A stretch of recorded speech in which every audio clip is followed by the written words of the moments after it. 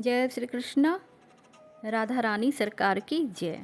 भगवान श्री कृष्ण आप सभी भक्तजनों की मनोकामनाएं पूर्ण करें।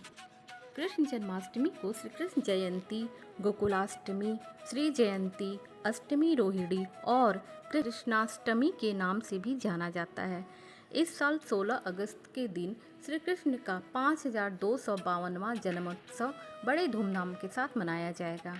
इस दिन कई शुभ योगों का संयोग भी बन रहा है। ध्यान देने वाली बात यह है कि इस बार अष्टमी तिथि और रोहिणी नक्षत्र का संयोग नहीं मिल पा रहा है। शास्त्रों के अनुसार भाद्रपद कृष्ण पक्ष की अष्टमी तिथि व रोहिणी नक्षत्र के संयोग में मध्य रात्रि के समय भगवान श्री कृष्ण का अवतरण हुआ था। ऐसे में आइए जानते हैं कि श्री कृष्ण जन्माष्टमी पर पूजन के उत्तम मुहूर्त व पूजा के समय किन बातों का ध्यान रखना जरूरी होता है।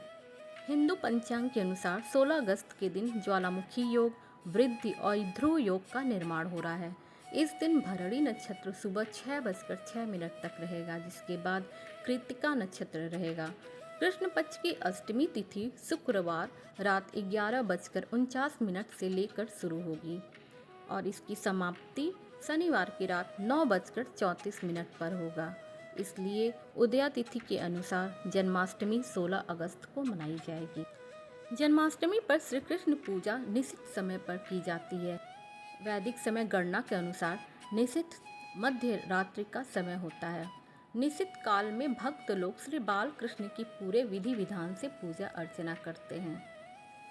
16 अगस्त को निशिता पूजा का समय रात 12:04 से लेकर रात 12:45 तक उत्तम मुहूर्त रहेगा।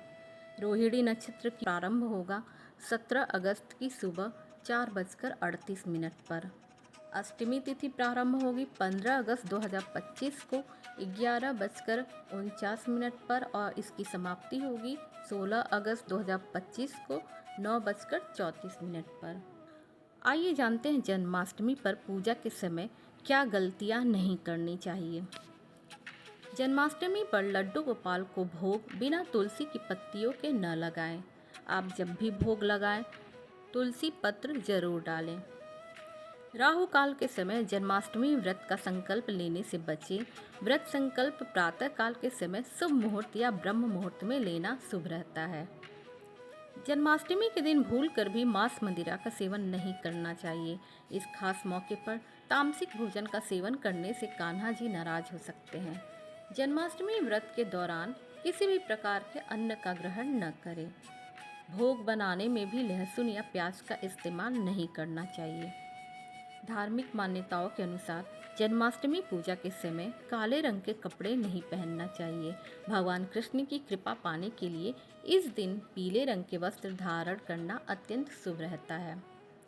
जन्माष्टमी का पारण सूर्योदय के पश्चात अष्टमी तिथि और रोहिणी नक्षत्र के समाप्त होने के बाद ही किया जाता है। जन्माष्टमी पर किसी का आप दिल न दुखाएं और वाद विवाद से भी बचें। किसी का अपमान भी नहीं करना चाहिए और न ही किसी का मजाक उड़ाना चाहिए। अगर अष्टमी तिथि और रोहिणी नक्षत्र में से कोई भी सूर्यास्त तक समाप्त नहीं होता तब जन्माष्टमी का व्रत दिन के समय नहीं तोड़ा जा सकता।